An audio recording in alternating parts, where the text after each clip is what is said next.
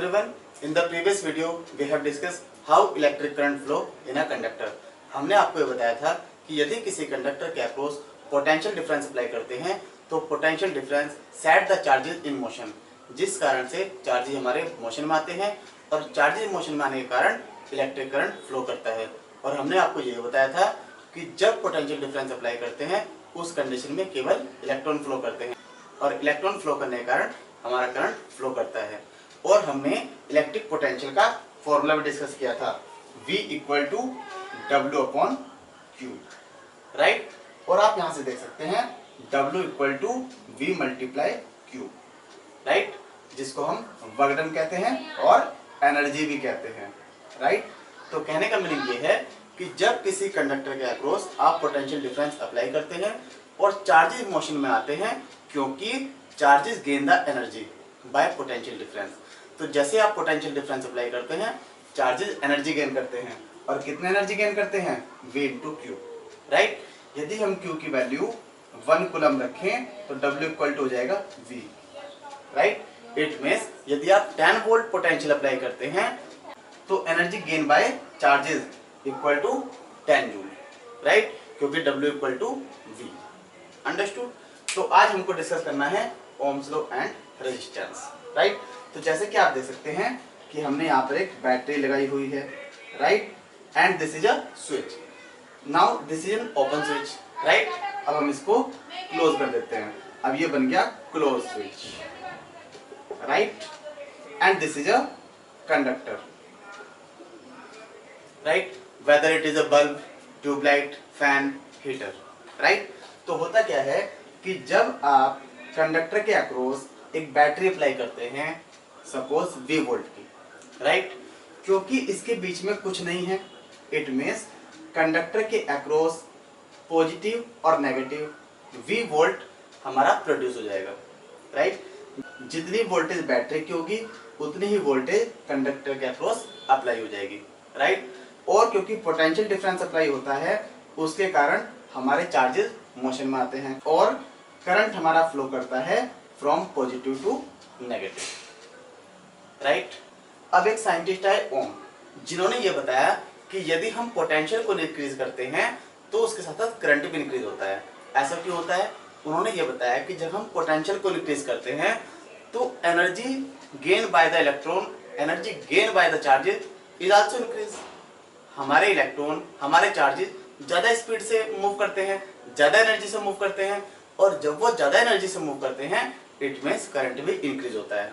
उन्होंने ये बताया change in electric potential cause change in electric current, कि यदि इलेक्ट्रिक पोटेंशियल में चेंज होता है इट मींस इलेक्ट्रिक करंट में भी चेंज होता है। और उन्होंने इसका एक फॉर्मूला भी दिया। उन्होंने ये बताया current flowing in a conductor is directly proportional to the potential difference applied across its ends, right. उन्होंने ये कहा कि जितना भी करंट फ्लो करता है किसी कंडक्टर में वो डायरेक्टली प्रोपोर्शनल होता है पोटेंशियल डिफरेंस के, right. It means I proportional to V, right, और V प्रोपोर्शनल टू I भी लिख सकते हैं हम इसको, राइट। और उन्होंने कहा कि जो फिजिकल कंडीशन है जस्ट लाइक ए टेम्परेचर वो हमारा कांस्टेंट रहना चाहिए, ठीक है। तो ओम्स ने ये बताया कि यदि आप पोटेंशियल डिफरेंस को 2 टाइम्स इंक्रीज करते हैं तो करंट भी 2 टाइम्स इंक्रीज हो जाएगा। यदि आप पोटेंशियल डिफरेंस को 4 टाइम्स इंक्रीज करते हैं तो करंट 4 टाइम्स इंक्रीज हो जाएगा। करंट हमारा इसलिए इंक्रीज करता है क्योंकि जो एनर्जी है gain by the charges is also increase, speed of the electron is also increase, speed of the charges also increase, so the electric current increases when we increase the potential difference. तो आप देख सकते हैं V proportional to I है, it means यहाँ पर एक constant of proportionality भी आएगा जिसको हम बोलते हैं R, right. What is this? This is a constant of proportionality, right, and this is constant for any given conductor. ये हमारा कांस्टेंट रहता है, ये आपको ध्यान रखना है। This is constant for any given conductor. Suppose we apply potential difference 10 volt and the current will be 2 ampere, right? Because V equal to RI, right? It means यदि हमें 10 के इक्वल इसको करना है तो हमें 5 से मल्टीप्लाई करनी पड़ेगी, राइट? अब आप आगे देखिए, यदि हम पोटेंशियल डिफरेंस को इंक्रीज करते हैं, इसे कर दिया हमने 20, राइट? तो करंट हो जाएगा हमारा 4, राइट? और यदि इसको 20 करना है तो 5 से मल्टीप्लाई करनी पड़ेगी क्योंकि दोनों इक्वल है। और यदि हमने इसको 30 कर दिया तो करंट हो जाएगा 6, फिर 5 से मल्टीप्लाई करनी पड़ेगी। यदि हमने पोटेंशियल कर दिया 40 तो ये हो जाएगा 8, फिर 5 से मल्टीप्लाई करनी पड़ेगी, राइट? तो आप देख सकते हैं कि जो ये वाला फैक्टर है इट मींस 5, राइट? ये किसके इक्वल हो जाएगा? R के equal. It means R is a constant, right? R equal to V upon I। तो कहने का मीनिंग ये है कि V हमारा चेंज हो सकता है, I हमारा चेंज हो सकता है, लेकिन V अपॉन I का जो रेशो है वो हमारा कांस्टेंट रहेगा। और इस कांस्टेंट को हमने नाम दिया है resistance. Every conductor has its own resistance and different conductors have different resistance. हर कंडक्टर का अपना अलग अलग रेजिस्टेंस होता है। Resistance mean opposition to the flow of current, ये करंट को अपोज करता है। तो आप देख सकते हैं, सपोज V इज कांस्टेंट, यदि हम V को कांस्टेंट कर दें तो R इनवर्सली प्रोपोर्शनल हो जाएगा I के, राइट? तो कहने का मीनिंग ये है कि यदि किसी कंडक्टर में रेजिस्टेंस ज्यादा है तो उसमें करंट कम फ्लो करेगा, और यदि किसी कंडक्टर में रेजिस्टेंस कम है तो करंट ज्यादा फ्लो करेगा। ये आपको ध्यान रखना है। तो आइए अब ओम्स लॉ का वेरिफिकेशन करते हैं। तो जैसे कि आप देख सकते हैं कि हमने एक इलेक्ट्रिक सर्किट शो किया हुआ है। इलेक्ट्रिक सर्किट में बैटरी और सेल होते हैं, रेजिस्टेंस और conductor, ammeter, voltmeter and a switch, right? और आप ये भी देख सकते हैं ammeter is connected in series and voltmeter connected in parallel. और हमने शो किया हुआ है कि यहाँ पर 4 सेल्स कनेक्टेड हैं, राइट? हम क्या करते हैं, 1 बाय 1 सेल को कनेक्ट करते हैं। तो सबसे पहले हम ओनली 1 सेल को कनेक्ट करते हैं। तो हमने 1 सेल को कनेक्ट किया है और हम पोटेंशियल डिफरेंस और करंट की रीडिंग को मेजर करते हैं। तो this is potential difference, this is current and this is the ratio, right? तो 1 सेल के लिए suppose potential difference will be 3 volt, right? हमने 3 वोल्ट कंसीडर किया है और 3 वोल्ट अप्लाई करने के बाद हमारा करंट आया है 1 एम्पियर, राइट? तो what is V upon I? 3 अपॉन 1 इक्वल टू 3, राइट?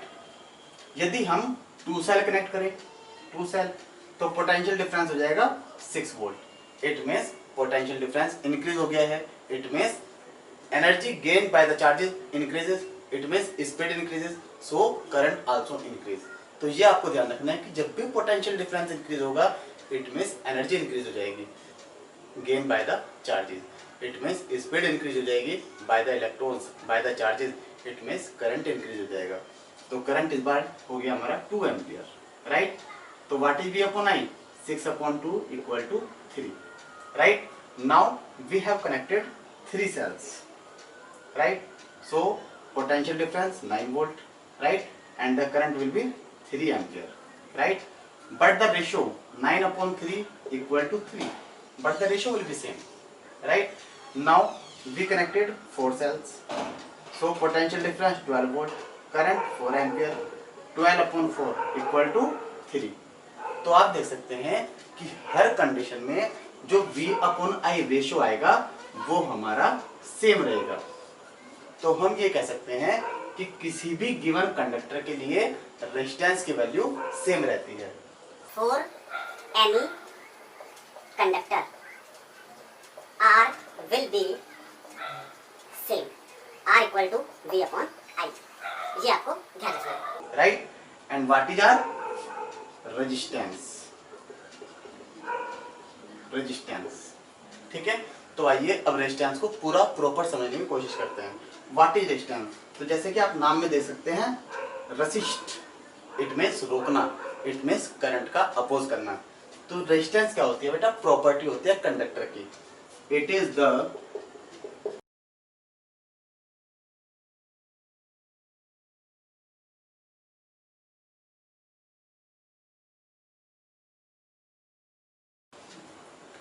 करंट को अपोज करने के लिए जो प्रॉपर्टी यूज होती है उसको हम रेजिस्टेंस कहते हैं।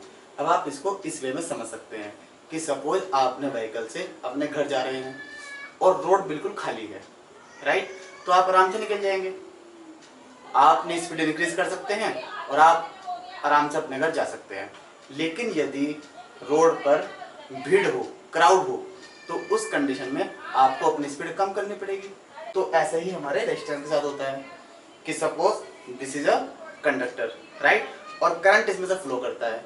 तो जब करंट फ्लो करेगा तो इसके अंदर जो एटम्स हैं, इसके अंदर जो एटम्स हैं जो कि स्टेशनरी होते हैं, जो कि फिक्स होते हैं, इलेक्ट्रॉन का उनके साथ कोलाइजन होता है और तब हमारा करंट फ्लो करता है, राइट? तो यदि इलेक्ट्रॉन का कोलाइजन एटम के साथ ज्यादा होता है, उस कंडीशन में करंट हमारा अपोज होता है। तो जैसे कि आप देख सकते हैं कि मेरे हैंड में एक वायर है, राइट? तो सपोज हम इस लेंथ की वायर से करंट को फ्लो कराते हैं, राइट? तो करंट को इतनी लेंथ के एटम से ही कोलाइजन होकर जाना पड़ेगा, राइट? उतनी लेंथ से ही अपोज होना पड़ेगा।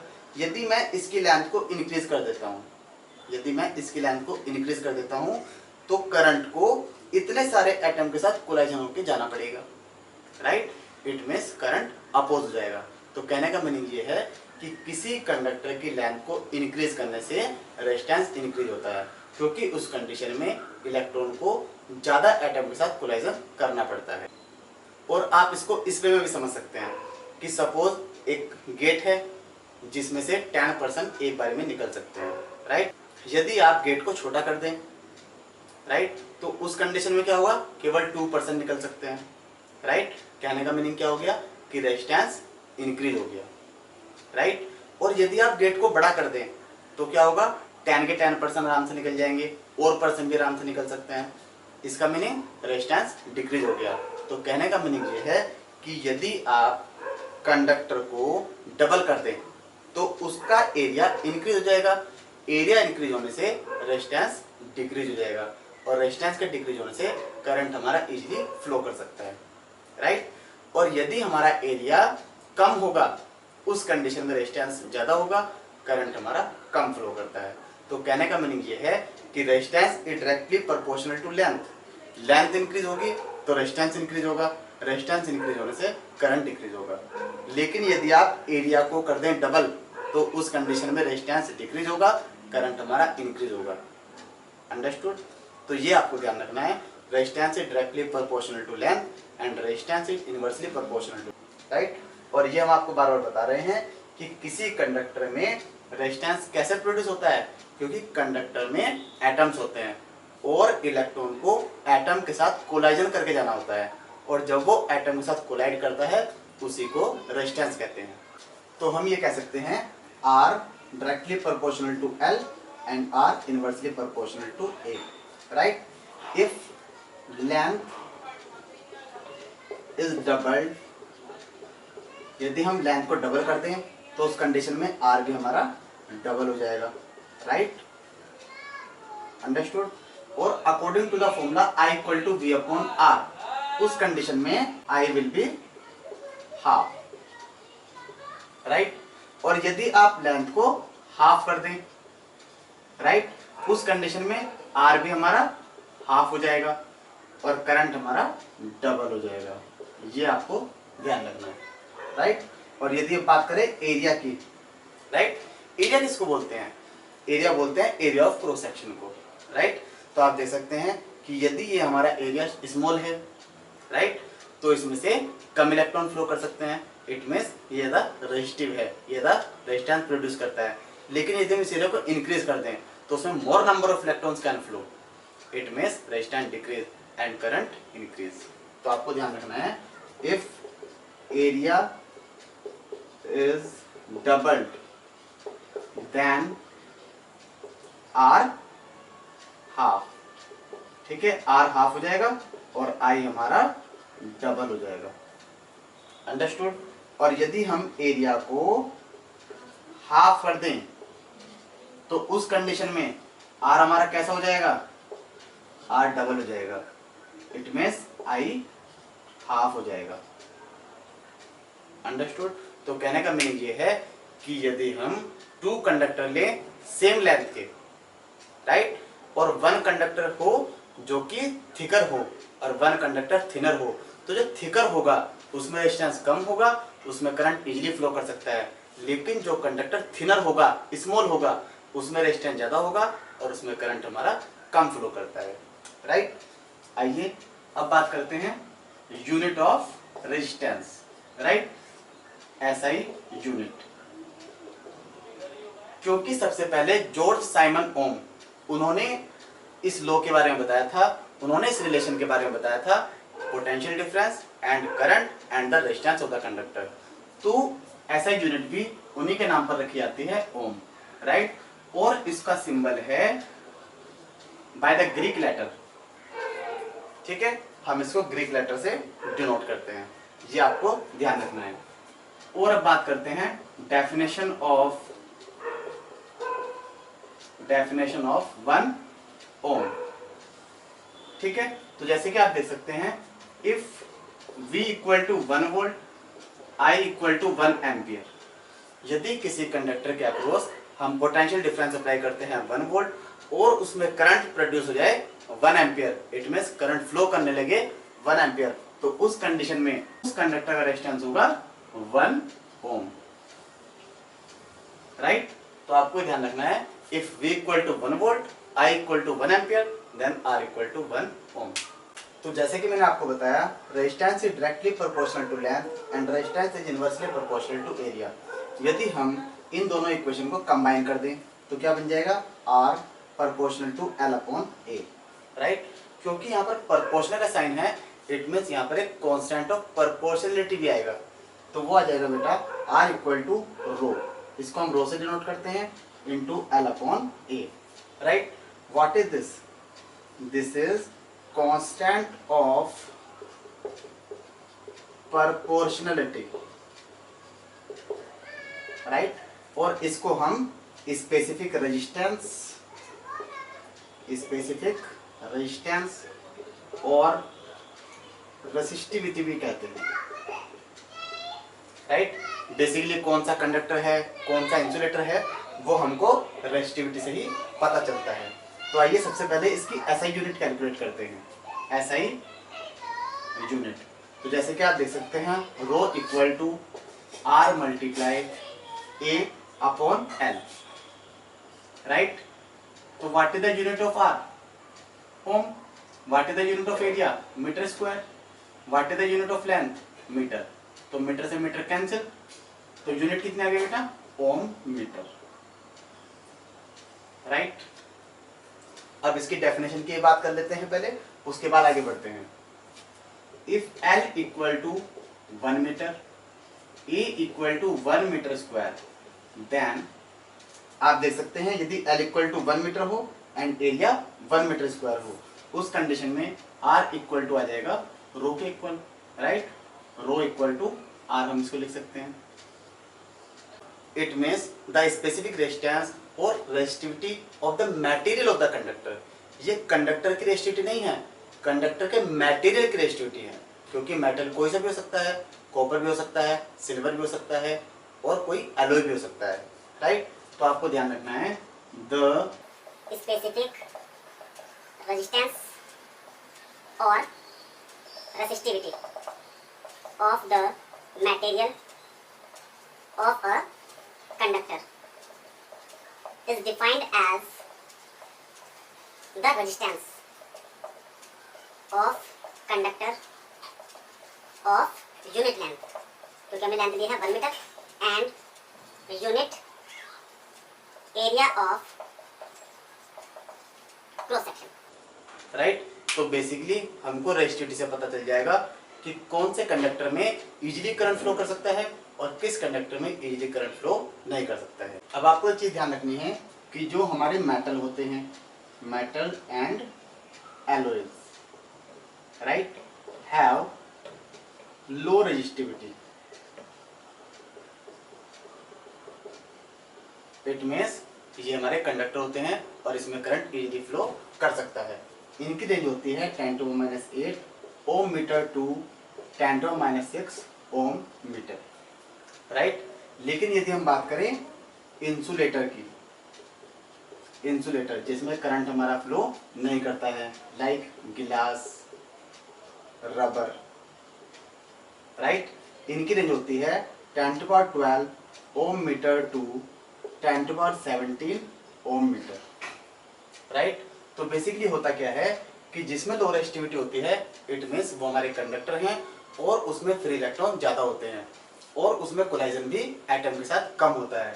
लेकिन यदि हम बात करें इंसुलेटर की तो इसमें एटम के साथ कोलाइजन ज़्यादा होता है और इसमें फ्री इलेक्ट्रॉन्स बहुत कम होते हैं, इसलिए करंट फ्लो नहीं करता है। आपको एक चीज़ ध्यान रखनी है कि जो एलॉयज हैं उनकी resistivity comparison to constituent metals higher होती है। यदि हम बात करें नाइक्रोम की तो नाइक्रोम मिलकर बना है nickel, chromium, manganese and iron. और यदि हम बात करें मैग्नीन, और ये मिलकर बनता है Cu, Mn and Ni, right. और यदि हम बात करें कंस्टेंटन तो ये भी हमारा किससे मिलकर बनता है Cu and Ni। So these all have higher resistivity. और एलॉय के पास एक प्रॉपर्टी होती है, they do not burn at higher temperature, right. जैसे कि हम जानते हैं कि resistivity and resistance of a conductor both vary with a change in temperature. और यदि हम बात करें एलॉय की तो हायर टेम्परेचर पर भी ये हमारे बर्न नहीं होते हैं, ये हमारे ऑक्सीडाइज नहीं होते हैं, ये हमारे एयर के साथ केमिकल रिएक्शन नहीं करते हैं। इसलिए हम एलॉय को electric toaster, electric heater, electric iron यहाँ पर यूज करते हैं।